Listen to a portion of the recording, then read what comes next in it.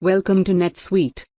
In this video we will be covering the support subtab in a customer record. A support case is any issue that a customer presents that requires follow-up from someone in your organization. From a customer's record, scroll down to the subtab section. Click Support. The Support subtab has secondary subtabs which include Cases, Warranty Claim List, and Warranty Registration. The Cases subtab shows general support cases. This could include things like returns or product questions. All current support cases will be shown here.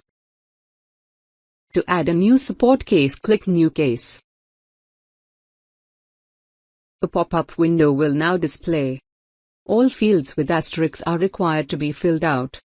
The company name will automatically populate here if the new case was created from inside of a customer record. The form field allows you to select what type of form is used for this support case. We will change the form here and the layout will change as well.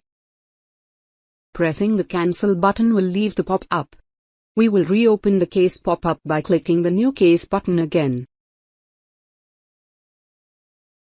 The subject should be a short summary of the issue. The profile field sets the from address for the user in addition to the template used for the notification that is sent out. Incident date and time should contain the date and time the incident occurred. The status section shows what the status of the case is and should be set. The Assign to Case field should be used to if the case should be assigned to another user in NetSuite. As an example, if the support case is an accounting error, you may want to assign this case to someone on the accounting team.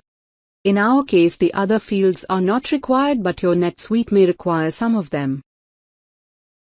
At the bottom of the page is the Interaction subtab. In the message section, more information about the support case should be added. These are the basic things that should be filled out when making a new support case.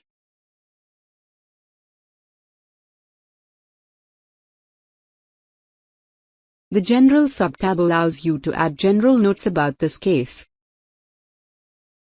The Files tab is where any files related to this case should be added. The Escalate tab has area at the top to add a message.